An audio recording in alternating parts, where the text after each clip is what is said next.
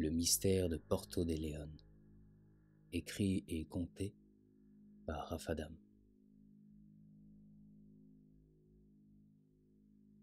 Quelque part, le long du fleuve Amazone.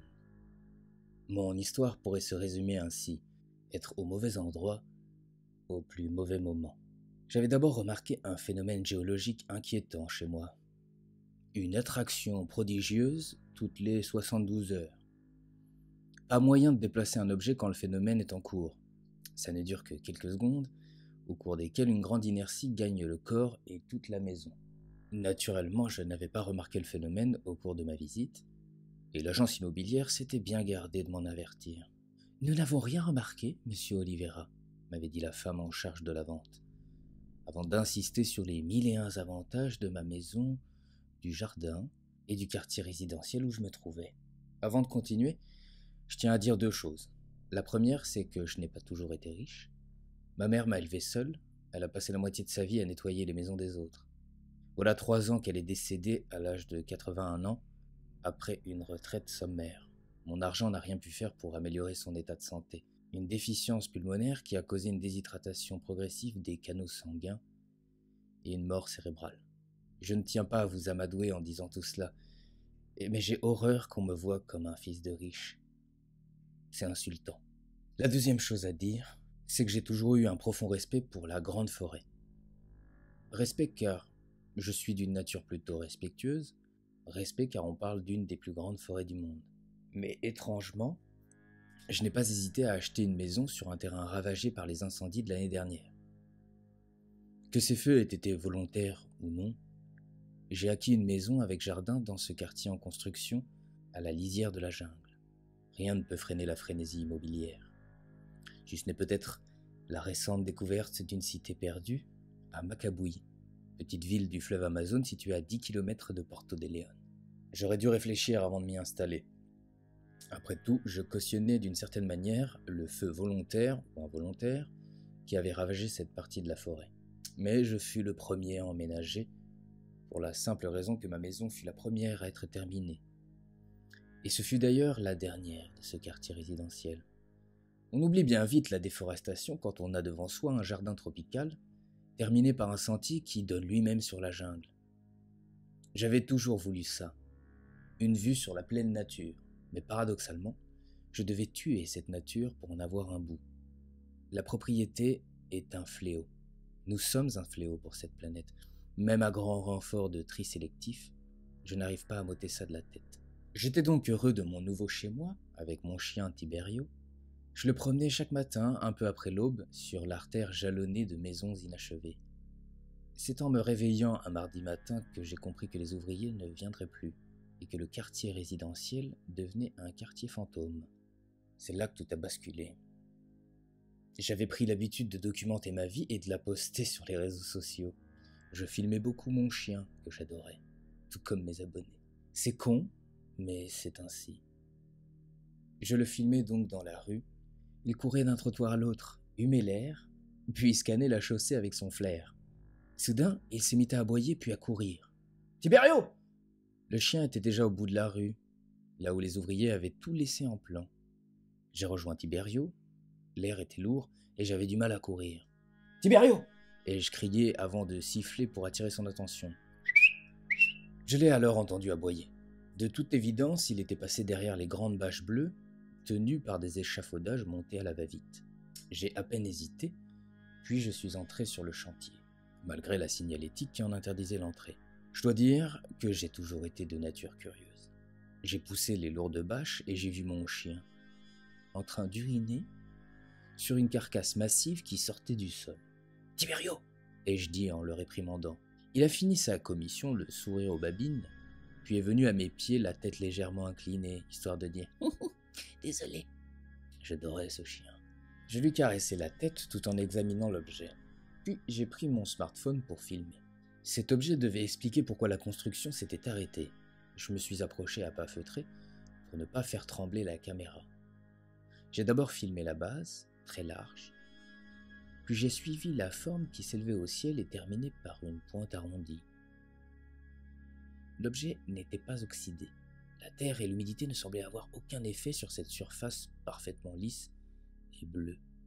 Un bleu nuit poli comme un miroir. Je n'avais pas la moindre idée de ce que c'était et je n'osais émettre une hypothèse. Tiberius s'est alors remis à aboyer. On entendait des voitures et des sirènes au loin. J'ai continué à filmer, puis j'ai traversé le sentier pour ressortir de l'autre côté. J'ai laissé derrière moi des traces dans la boue qui se mêlaient aux traces de pas moins fraîches des ouvriers. J'ai rejoint les hautes herbes avant de m'enfoncer un peu dans la jungle. Tiberius avait compris qu'il ne fallait pas aboyer. Nous avons ainsi longé la lisière une 50aine de mètres, puis j'ai attendu, derrière les fourrés épais. De là où j'étais, je pouvais voir un bout de route entre deux maisons en construction, et c'est là que j'ai vu un cortège impressionnant de voitures de police. En 5 minutes, ils avaient barré la route avec 2 véhicules, puis érigé un cordon tout autour du chantier. Fallait voir. J'ai décidé de ne pas m'attarder. Je me suis enfoncé un peu plus pour éviter d'être repéré. À aucun moment je n'ai pensé à la faune et à la fleur sauvage, aux serpents ou aux grenouilles arlequins. J'ai ainsi fait un bon détour, puis je suis revenu vers le quartier à la hauteur supposée de mon jardin. Mon chien s'est alors arrêté et s'est mis à creuser avec acharnement. J'ai tiré sur son collier, mais rien à faire. Tiberius creusait. Je l'ai aidé un peu, et là, j'ai senti mon cœur se soulever en touchant une masse dure et lisse, en tout point identique à celle du chantier. Je suis resté perplexe, à genoux, tandis que mon chien mordillait l'objet inconnu qui sortait de terre. Voyant qu'il n'arrivait à rien, Tiberius s'est finalement laissé entraîner, et nous sommes revenus au quartier. Une 50aine de mètres séparaient cette deuxième découverte de mon jardin. Flavia Filipe Neves, l'agent immobilier qui m'a vendu la maison, est venu me voir. « Nous sommes navrés, m'a-t-elle dit. Notre programme neuf est annulé et plus aucune maison ne sera construite ici. Nous vous proposons de racheter la propriété et bien sûr de vous dédommager. » J'étais embarrassé. Elle parlait sur un ton procédurier qui tranchait net avec nos premiers contacts. Elle expédiait ça comme s'il s'agissait d'une formalité. Je lui ai souri aimablement, puis je suis allé prendre un document dans le tiroir de la commode. Sans rien dire, je suis revenu m'asseoir et j'ai fait glisser la feuille sur la table, lentement. Cette façon d'agir était désagréable, mais cette femme l'était aussi à mes yeux. Elle a observé le document, et voyant qu'il s'agissait de mon titre de propriété, acté par un notaire, elle se mit à sourire. Un sourire aimable qui cachait une certaine frustration. « Ah, voyons, monsieur Oliveira, vous ne voudriez pas vivre dans un quartier fantôme, n'est-ce pas? Déjà que les quartiers résidentiels manquent de commerce, alors si vous retirez le voisinage, vous risquez de vous sentir seul, terriblement seul. Je n'ai aucun problème avec ça, lui ai-je dit, à demi amusé. Je n'avais aucune envie de revendre mon bien, et puis je n'aimais pas ses manières. Sans oublier que ma nature curieuse avait été piquée à vif. Une curiosité maladive selon ma mère. Après un échange contre-productif, je l'ai raccompagnée jusqu'à la porte et elle m'a dit « Ce serait beaucoup plus simple pour tout le monde que vous renonciez à votre titre de propriété, monsieur Oliveira. N'y comptez pas, ai-je dit un peu agacé. Je l'ai regardée descendre l'allée, puis elle s'est retournée une fois dans la rue et m'a dit « Vous faites une grave erreur, monsieur Oliveira. » Je l'ai regardée avec de grands yeux, un rire nerveux est sorti de ma bouche, puis je lui ai lancé « Vous me menacez, madame Neves ?» Mais la femme était déjà montée dans sa voiture. Je l'ai regardée disparaître sur la route sinueuse qui descendait vers la ville et le fleuve Amazone en contrebas. Sur ma gauche, les gyrophares et toujours plus de monde. Je n'avais jamais vu autant d'unités différentes. Je pouvais seulement distinguer l'armée, reconnaissable aux jeeps et aux uniformes kaki. Des tentes blanches avaient été érigées et des projecteurs attendaient d'être installés. J'ai filmé tout ça avec mon smartphone et je suis rentré visionner la vidéo. J'ai d'abord hésité à poster la vidéo sur les réseaux sociaux. D'un côté, je me disais que la police verrait ça d'un mauvais œil. De l'autre, j'espérais qu'un internaute identifie l'objet. Du moins que quelqu'un apporte un éclairage intéressant sur sa nature et pourquoi pas sur sa fonction. Vers 18h, j'étais là, debout près du canapé, à regarder l'écran de mon ordi tandis que Tiberius somnolait sur le tapis. Dans une sorte de sursaut de l'âme, j'ai pris le risque de la publier. J'ai créé un nouveau compte appelé « La découverte de Porto de León » pour l'occasion. Puis je suis allé faire une sieste. Une demi-heure plus tard, j'avais déjà fait 1000 vues et j'avais reçu une bonne centaine de commentaires. Je les ai lus un à un, la plupart manifestaient leur surprise. Certains m'accusaient de faire du fake et du sensationnalisme. Mais c'est le commentaire d'un certain David McHoot qui m'a intrigué. Votre découverte est pour le moins surprenante, disait-il, mais pas totalement inconnue. J'aimerais beaucoup vous rejoindre pour voir tout cela de plus près. Je pense avoir des informations qui pourraient vous intéresser. Je préférerais en parler de vive voix. Fin de citation. J'avais atteint un niveau d'excitation sans pareil. Mais je n'ai pas pu répondre à McHoot, car ma vidéo fut supprimée quelques minutes plus tard. C'est pas possible, pensais-je, avant de me demander si je n'avais pas franchi la ligne rouge sans le savoir. J'ai immédiatement écrit au service client, mais je n'ai eu qu'une réponse vague, expliquant que ma vidéo ne répondait pas au règlement de la communauté. Pas grave, pensais-je enfin, je vais la publier autre part. J'essayai donc un autre réseau social, mais ce fut pire. Ma vidéo fut mise en attente d'examen avant d'être refusée. Tant pis, pensais-je, j'ouvrirai un blog au petit matin pour la publier. J'ai été réveillé à 7h du matin. J'ai sursauté, tandis que Tiberio descendait les escaliers à toute allure en aboyant. On a sonné à nouveau et j'ai enfilé un peignoir à la va-vite. J'ai descendu 3 marches, mais j'ai eu la présence d'esprit d'enfermer mon smartphone dans mon petit coffre-fort. En bas, Tiberio aboyait toujours. Je suis descendu et j'ai ouvert la porte. Là, un général tenait son chapeau sous le coude et 6 ou 7 soldats attendaient derrière lui. « Monsieur Oliveira, je vais vous demander de nous laisser passer. » Je suis resté un peu abasourdi sur le seuil et j'allais protester quand le général m'a écarté légèrement d'une main ferme. « Que faites-vous ? Vous êtes sur une propriété privée, j'ai des droits. » Mais 2 soldats étaient déjà à l'étage et les autres commençaient à réquisitionner tout le matériel informatique du salon. « Laissez ça !» criai-je aux soldats qui se saisissaient de mon ordinateur. J'allais m'interposer quand le général s'est posté face à moi en me tendant un document. Je l'ai pris sans réfléchir, sans même regarder ce qu'il y avait d'écrit. Puis j'ai entendu du bruit à l'étage, une sorte de perceuse. D'un bond, je me suis engagé dans l'escalier en insultant ces hommes de tous les noms. Je me suis précipité dans ma chambre et je les ai vus arracher mon coffre-fort comme s'il s'agissait d'une vulgaire boîte à chaussures. Je me suis jeté sur mon coffre pour l'enlacer comme un homme à la mer s'accroche à sa bouée. Mais l'un des soldats m'a mis un coup de coude violent dans l'arcade sourcilière et du sang a jailli sur la moquette toute neuve. J'ai redoublé d'efforts malgré la douleur, mais ils ont eu raison de moi. Tiberio est alors rentré dans la chambre et s'est jeté tout croc dehors sur l'un des hommes. Le soldat a poussé un hurlement. Tiberio avait refermé sa mâchoire sur son avant-bras. L'autre a alors mis un coup de crosse violent sur le crâne de Tiberio et le soldat a pu libérer son bras. D'un seul œil, je les ai vus repartir. Je me suis relevé, me suis penché sur Tiberio. Et voyant qu'il ne réagissait pas, je me suis engagé comme j'ai pu dans l'escalier. Le général était déjà dehors, et 2 de ses hommes récupéraient les derniers documents et objets qui les intéressaient. « On se reverra », ai-je lancé avec le plus de dignité possible. « Je suis avocat, et je vous ferai payer ça. » Mais les jeeps descendaient déjà la route sinueuse. En réalité, j'étais désemparé. J'ai regardé mon salon vidé et désordonné. Puis je suis monté à la va-vite voir Tiberio. Il gisait au sol, du sang s'était répandu autour de son crâne. Il était mort. Mon chien avait une place essentielle dans ma vie. En le voyant là, au milieu du jardin, ma pelle entre les mains, je n'ai pas pu contenir les spasmes et les sanglots qui me secouaient. Cet animal était innocent. Il m'avait aimé d'un amour inatteignable pour la plupart des hommes et il n'avait pas hésité à se lancer sur les assaillants. J'ai commencé à creuser la terre, les yeux voilés par la tristesse et la colère. Puis j'ai mis un grand coup dans la terre et la pelle a buté contre quelque chose de très dur, probablement un rocher. La vibration est remontée dans mon bras pour venir mourir dans mon cou. J'ai déblayé un peu avec mes mains pour mieux voir. Je me suis arrêté net en apercevant la carcasse bleutée, la même qu'au chantier.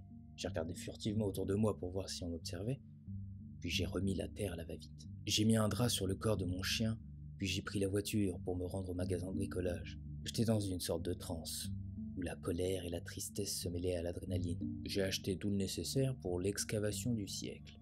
J'ai aussi pris soin de prendre des tentes pour rester à l'abri des regards, ainsi que de gros spots lumineux.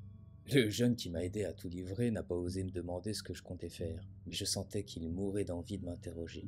Mon attitude avait sûrement de quoi intriguer. Comme pour acheter son silence, je lui ai donné 2 beaux billets et je me suis enfermé chez moi. J'ai pris un verre de vodka au bar, moi qui ne bois jamais seul, puis j'ai monté les tentes dans le jardin de derrière. J'ai passé un moment à m'assurer qu'aucun voisin ne me verrait entre 2 tentes, après quoi j'ai allumé les spots lumineux, tandis que le soleil avait disparu derrière la canopée séculaire. J'ai creusé comme un enragé, à 2 bons mètres de là où j'avais buté contre le rocher bleu. De temps en temps, je jetais un œil vers mon chien, comme pour lui dire que j'aurais bientôt un trou où l'enterrer, mais que pour l'instant, quelque chose occupait mon sol. J'avais déjà fait un trou d'1 mètre quand je ressentis une force prodigieuse m'attirer vers le bas. Pendant presque 1 minute, il me fut impossible de bouger et même de garder la pelle entre les mains. Quand l'inertie s'arrêta enfin, j'ai cru que j'allais m'envoler comme une plume au vent. Le phénomène, ressenti avec moins de force jusque-là, n'a fait qu'accroître ma curiosité déjà maladive, comme vous le savez. Sur l'une des parois de cette fosse que j'avais faite, je voyais toutes sortes de choses. Des câbles, du métal fondu, et des reliefs inconnus que je ne savais pas comment décrire. J'avais l'impression que la carcasse, jusque-là intacte, s'était ouverte. Soudain, un éboulement de terrain a failli m'ensevelir vivant. J'avais de la terre jusqu'aux genoux. Quel abruti, pensais-je. Je n'ai même pas installé une échelle pour remonter. Je suis devenu un peu blême, je vous l'avoue. Adossé contre le mur de terre et les fossiles qu'elle cachait, j'essayais de reprendre mon souffle. Ma lumière frontale a alors éclairé la paroi qui s'était partiellement effondrée, et j'ai poussé un cri d'épouvante en voyant ce qui semblait être un visage. Pas celui d'un homme, sinon celui d'une créature. Voyant qu'elle ne bougeait pas, j'ai repris un peu mon calme et je me suis dégagé pour remonter à la surface. J'ai eu beaucoup de mal à escalader la paroi. Une fois en haut, je suis allé boire de l'eau. Allez, on y retourne, dis-je pour moi-même. Je suis allé chercher l'échelle de 6 mètres dans le garage et je l'ai faite glisser le long de la paroi. J'ai aussi pris un spot lumineux avec moi, car ma lampe frontale ne suffisait pas. Il fallait me voir, avec ma ceinture de jardinier, à laquelle pendait une petite bêche et un transplantoir. Combien d'allers-retours j'ai fait entre le fond et la surface, je ne sais pas, mais j'ai dû remonter plus d'une centaine de seaux pleins de terre. On n'imagine pas ce qu'une femme ou un homme est capable de faire quand il est obsédé par une idée. Je n'ai même pas vu l'aube se lever, j'ai à peine bu. Et j'étais toujours aussi enthousiaste à la tâche. La luminosité du jour permettait de mieux apprécier mon excavation. L'échelle de 6 mètres suffisait à peine désormais. J'avais, semble-t-il, atteint un sol infranchissable. Je n'osais pas toucher la paroi qui renfermait le visage de la créature. C'est bête, me direz-vous. Et je vous assure que toute personne sensée n'y aurait pas touché. J'essayais de ne pas la regarder, de me dire que c'était peut-être juste une créature rare de la jungle. Le trou que j'avais creusé dans la terre allait en s'élargissant, et j'avais pu creuser la paroi latérale sans problème particulier. Mais il y avait un risque d'éboulement certain. Dans un accès de raison, j'ai arrêté de creuser la paroi pour m'attaquer à l'autre. Je suis repassé devant l'échelle et j'ai regardé en l'air. La lumière du petit jour passait à travers la tente. Je repensais à Tiberio. J'ai baissé le regard et j'ai hésité un instant. Il fallait que je le fasse, j'avais plus le choix. Je me suis retourné vers le visage fossilisé. Je ne suis pas scientifique, mais j'aurais dû trouver là un squelette, non pas un être momifié. J'ai pris mon pinceau fin et me suis approché du visage. J'étais trempé et ma vue tremblotait à cause du cœur qui frappait sur ma poitrine. J'ai pris quelques inspirations profondes avant de stabiliser ma lumière frontale. Le premier coup de pinceau fut le plus dur. J'avais l'impression que je le touchais avec mes propres mains. J'ai dépoussiéré le visage et fait apparaître clairement une peau d'écaille étonnamment lisse et bien conservée. Et s'il vivait encore, pensais-je. Non, c'est absurde. Cette créature est morte depuis longtemps, peut-être depuis des millénaires. À la place des yeux, il y avait 2 trous béants, ce qui me rassurait en un sens. Je me suis assis quelques minutes, car la fatigue et la nature de la découverte commençaient à faire basculer mon esprit. Je suis du genre terre à terre, c'était le cas de le dire. Mais là, j'avais l'impression de toucher du doigt la folie. Et c'était en partie jouissif, moi qui ne suis pas créatif ou imaginatif pour dessous. Était-ce donc cela que ressentaient les esprits volages, les scientifiques et les artistes de ce monde? Je me suis ressaisi et j'ai creusé soigneusement autour du visage. Parfois, je donnais un coup trop sec qui touchait inévitablement la créature.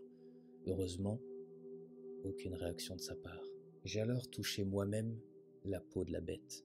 Elle était froide et lisse. J'ai creusé ainsi 5 heures de plus avant de vaciller sur mes jambes. Il me fallait dormir, mais je n'en avais pas envie vu ce que j'avais sous les yeux. Une créature de 3 mètres environ, aux membres robustes et au crâne proéminent, a priori un bipède. J'ai dû remonter pour aller chercher un pull et des gants tant l'air était froid en bas. Il y avait peut-être 20 degrés d'écart avec la surface. Quand je suis redescendu, Je me suis attardé sur la combinaison qui recouvrait une grande partie de son corps. On eût dit une deuxième peau. Aucune fermeture éclair ou couture visible. Soudain, la créature a bougé. Je suis tombé en arrière et j'ai vu la créature tomber lentement vers moi. Je me suis roulé sur le côté pour l'éviter. Je me suis remis debout maladroitement, puis j'ai pointé ma lampe vers le trou laissé par le corps. Il était profond et la lumière semblait buter contre une porte. J'apercevais même quelques inscriptions sur le linteau. C'était reparti pour un tour. J'ai creusé dans cette direction, jusqu'à cette porte qui m'empêchait d'avancer. Non seulement elle était infranchissable, mais il faisait tellement froid que j'ai dû renoncer. J'étais à bout de force de toute manière. Je reviendrai avec du matériel arctique, pensais-je. Mais avant, allons dormir. Une fois là-haut, je me résolus à ne pas enterrer mon chien.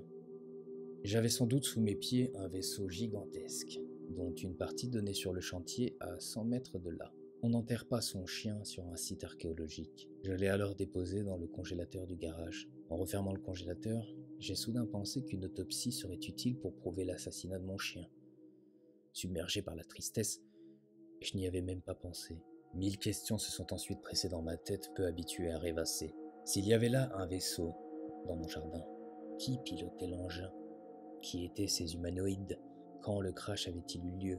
Sûrement pas depuis que l'homme est capable d'écrire en tout cas, car on eût retrouvé les archives. Tel événement, ou peut-être pas. Et pourquoi ce crash? Un canon avait-il abattu l'engin? Quelle était la taille de l'engin exactement? S'agissait-il d'une civilisation qui aurait découvert notre planète? Une guerre avait-elle éclaté entre deux espèces qui nous sont inconnues? Pour nos ressources? Aurait-il aidé les civilisations de nos ancêtres à ériger leurs chefs-d'œuvre par exemple? Était-il bien intentionné? Qu'y avait-il derrière ce sas étrangement froid par rapport à l'environnement? J'ai fini par m'endormir sans réponse. Je me suis réveillé en sursaut. Je suis allé ouvrir. C'était la police. Monsieur Oliveira, veuillez nous suivre. L'homme me tendit un papier. Merde, pensais-je. J'avais complètement oublié mon rendez-vous au tribunal. Sans même me laisser prendre une douche, la police m'a emmené au tribunal. Je vous épargne la fastidieuse procédure judiciaire qu'ils essayaient de me mettre sur le dos. De mon côté, je portais plainte pour infraction, l'assassinat de Tiberio, et à peu près tout ce que j'ai pu trouver. Mais on m'accusait d'être entré sur un site interdit au public et d'avoir révélé des informations jugées secret défense. Devant le juge, j'avais la désagréable sensation de ne pas être jugé équitablement, d'être le Snowden amazonien. La justice de ce pays était depuis longtemps corrompue. Plus que la prison, les sentences pécuniaires exubérantes étaient monnaie courante. Mon jugement fut expéditif. Heureusement pour moi, j'avais de quoi payer. Sinon, c'eût été les travaux forcés. J'encourais aussi 5 ans d'emprisonnement, mais le juge avait suspendu cette sentence, étant donné que le gouvernement avait empêché à temps la divulgation de ma vidéo. Je pense que mes accusations avaient joué en ma faveur, même si, dans l'histoire, je n'avais pas obtenu gain de cause. Un médecin légiste et son équipe sont venus prendre Tiberio, mais je ne savais pas que mon accusation resterait sans suite. Le médecin m'a interrogé sur les tentes que j'avais dans le jardin. Il était trop curieux. J'ai refermé la porte du garage à la va-vite et je lui ai dit que ça ne le regardait pas. Ils sont repartis. Ça m'a fait mal de voir Tiberio dans le coffre d'une voiture, de savoir que je ne le reverrai sans doute jamais. Inquiétude confirmée puisqu'on refusa de me rendre son corps. À ce stade, je n'avais pas encore l'idée d'une conspiration, mais j'en ai eu la certitude au milieu de la nuit suivante. Une forte odeur de brûlé m'a réveillé. Je me suis mis sur mon séant, tout en sueur. J'ai vu que les escaliers étaient condamnés par les flammes. Un incendie gigantesque s'était déclenché. Avec un prodigieux instinct de survie, j'ai ouvert ma fenêtre et je suis passé par le toit.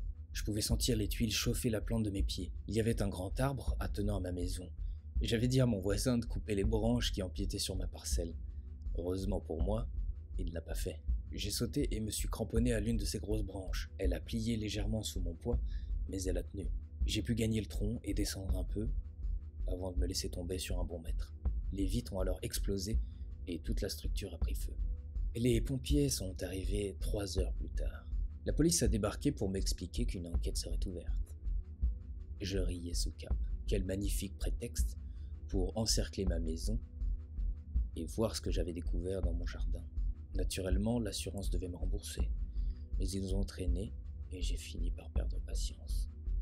Je les ai appelés toutes les heures pendant 3 jours. J'ai finalement reçu l'argent de l'assurance, mais on m'a signalé que mon terrain était désormais propriété de l'État. À l'hôtel, j'ai commencé à monter un dossier de preuves. Cette fois, j'allais tout mettre dans la bataille. Je ne sais pas si c'est la parano, mais j'ai aussi eu l'impression d'être suivi, les rares soirs où je sortais manger, à tel point que j'ai fini par rester à l'hôtel et me faire livrer.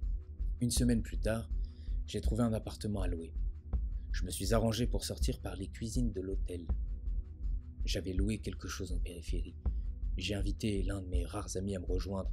J'avais trop besoin d'en parler à quelqu'un. Il était d'abord un peu dubitatif et eut beaucoup de mal à croire mon histoire, d'autant qu'aucun média ne relayait l'info.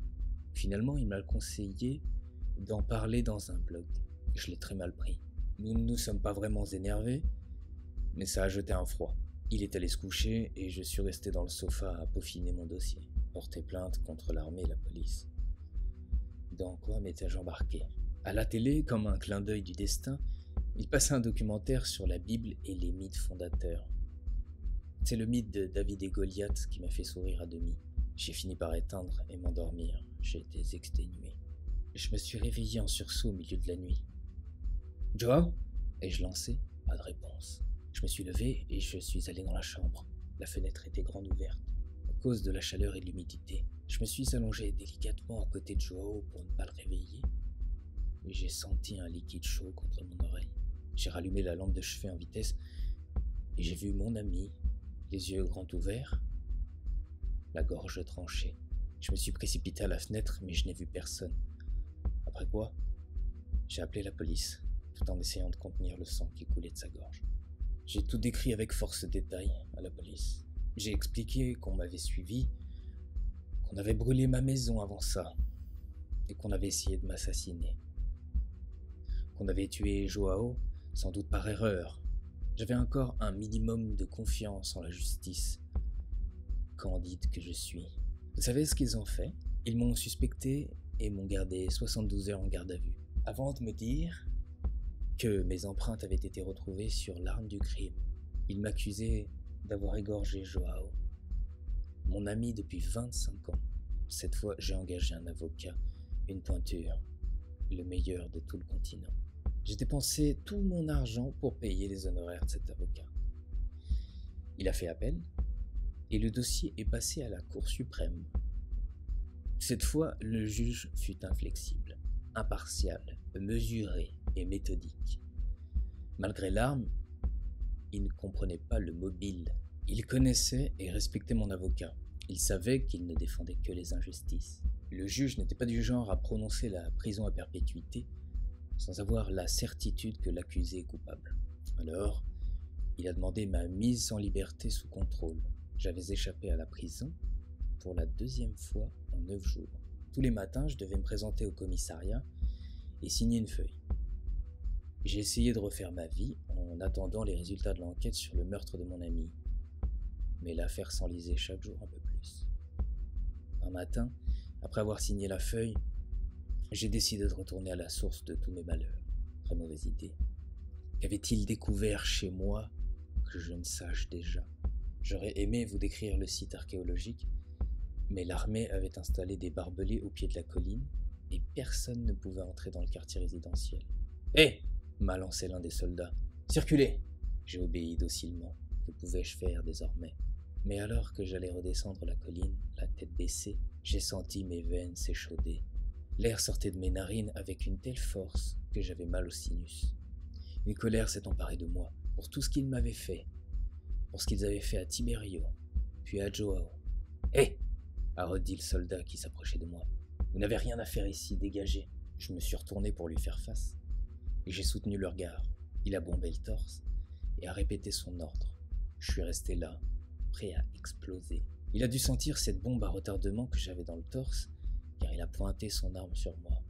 Alors, dans un acte de pure folie, j'ai écarté le canon et je l'ai mordu au visage, comme un jaguar ou un animal sauvage. Puis je l'ai fait basculer et je l'ai roué de coups.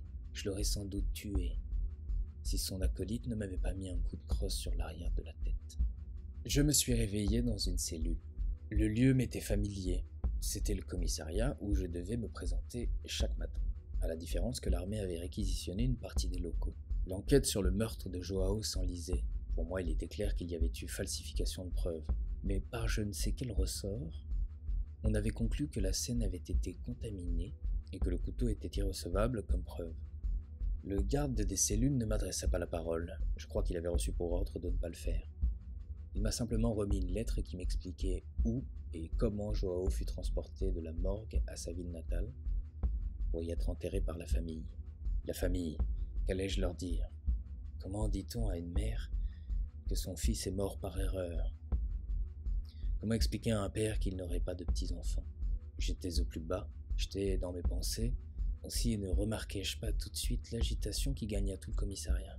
Tout le monde est reparti, policiers comme soldats, ne laissant que les prisonniers seuls. J'ai regardé mon voisin de cellule.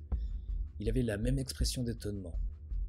Nous avons discuté un peu, puis le silence a gagné les lieux, interrompu par le standard qui s'est mis à sonner toutes les 3 secondes, et personne pour répondre.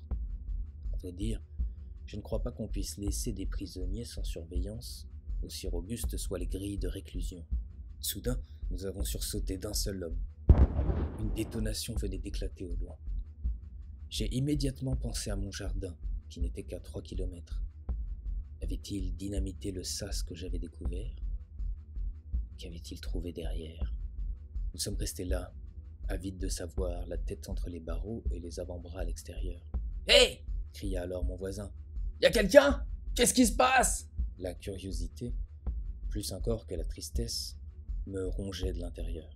J'avais aussi un peu honte de cette curiosité en de pareilles circonstances. L'homme a une curiosité naturelle pour le conflit, le morbide et le spectaculaire. Il y a eu une nouvelle explosion dans le lointain, puis nous avons entendu des salves, un bruit que je n'avais entendu que dans les films.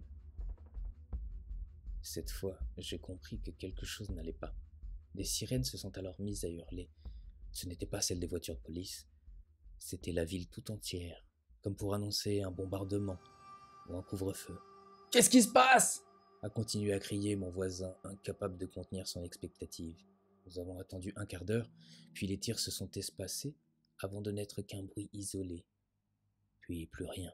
Alors, 2 policiers ont déboulé dans la salle. L'un d'eux avait une sale plaie à la tempe. Il a pris le téléphone et s'y est pris à 3 fois pour composer son numéro. L'autre avait ouvert l'armoire à mitraillettes. Il avait aligné les 4 fusils d'assaut disponibles et il vérifiait les chargeurs. L'homme au téléphone parlait si vite que j'avais du mal à suivre. Je comprenais juste qu'il appelait des renforts à la base de Macaboina, à 4 km en aval du fleuve. Il n'a même pas attendu de réponse, il a raccroché et les 2 se sont mis en position de tir derrière une table renversée. Chacun pointait 2 fusils sur l'embrasure de la porte. Machinalement, moi et mes voisins, nous nous sommes éloignés lentement des barreaux pour nous terrer dans un coin de cellule. Puis nous nous sommes mis accroupis, en entendant un son guttural, une espèce de roulement rauque et inquiétant venu de la gorge. Ça venait du couloir. À ce moment-là, le temps s'est comme suspendu, et j'ai pu entendre la respiration des hommes. J'ai écarquillé les yeux en voyant le bout d'un museau reptilien passer la porte, puis je n'ai vu que le feu d'artifice des 4 mitraillettes à l'œuvre. Les policiers ont tout envoyé. J'ai rouvert les yeux et ôté les mains de mes oreilles. J'ai failli m'évanouir en constatant que les 2 hommes se tenaient toujours debout derrière la table, mais sans leur tête. Ils étaient venus rouler jusqu'à ma grille. Les yeux étaient grands ouverts, et le cou avait été tranché comme à la guillotine. J'ai relevé les yeux, et j'ai failli uriner sur moi en voyant la créature. Il se tenait debout derrière la table renversée. Puis on a entendu un deuxième son, strident cette fois. Une autre créature est entrée dans la salle. J'ai ressenti une salive étrange dans la bouche, comme si j'allais vomir. Puis mes yeux se sont détachés de cette vision Lovecraftienne et j'ai perdu connaissance. Quand je me suis réveillé, les créatures n'étaient plus là et les corps des soldats avaient été évacués. Le commissariat semblait même avoir repris une activité normale, mais je n'avais pas rêvé. Ils organisaient les recherches des 2 monstruosités. Pour ma part, ils m'ont gardé 3 jours de plus sans aucune justification. Les événements excusaient sans doute ce traitement déplorable. Mais un médecin de l'armée a fait un rapport très détaillé sur mon état psychologique. On m'a déclaré fou. Et j'ai été, tenez-vous bien, Interné à l'asile de Joukeri, on voulait discréditer mon témoignage. 20 ans plus tard, je ne sais plus en quelle année nous sommes. Pour mes anciens voisins de cellule, eux aussi témoins, chaque jour c'est la même routine. On fait un tour dans le jardin, on discute avec les fous, mais on prend des pilules. Je n'ai jamais su ce qu'il s'était passé exactement à Porto de León, mais j'en avais assez vu pour finir ici. Le père de Joao m'a rendu visite. Jamais je n'ai ressenti autant de malaise de toute ma vie. Il m'a assuré m'avoir pardonné. À l'asile, j'avais réussi à convaincre le chef de service de m'acheter les journaux. 20 ans durant, personne ne parla de ce qu'il s'était passé dans ma ville natale. Jusqu'au jour où un certain Eduardo Fonteles a publié des dossiers jusque-là secret défense depuis les États-Unis. Le gouvernement américain a refusé son extradition. Parmi les dossiers révélés, l'un d'eux concernait Porto de León. Ce jour-là, j'ai failli tomber de ma chaise. Selon Fonteles, ils ont bien trouvé un vaisseau enfoui dans mon jardin. Il faisait 159 mètres de long. Dans l'article, le journaliste résumait l'essentiel et insistait sur les questions que tout cela posait. Selon les premières datations, le vaisseau était vieux d'au moins 3000 ans. 3000 ans. Mais le pire, c'est ce qu'ils ont trouvé à l'intérieur. 2 créatures, conservées par un procédé cryogénique toujours à l'étude. 2 créatures qui ont mis à feu et à sang la ville avant de disparaître dans la jungle. Les 2 spécimens sont toujours recherchés dans la grande forêt amazonienne. Autant chercher une aiguille dans une botte de foin. Le gouvernement redoute sans doute qu'ils entrent en contact avec leur civilisation. Mais ce qui m'a le plus fasciné, c'est le rapprochement osé que faisait le journaliste entre les représentations murales de la cité perdue d'Alcandre, quelque part en Grèce, et celles des pyramides perdues d'Akapui, en plein cœur de l'Amazonie. Des êtres reptiliens y avaient été représentés. J'ai reposé le journal sur mes genoux et je suis resté sur ma chaise à bascule, à sonder le vide. Je n'ai jamais complètement perdu la raison. Cet article le prouve. Et j'ai pris une décision. Demain, j'organiserai mon évasion. Et si j'ai réussi, eh bien, vous aurez de mes nouvelles.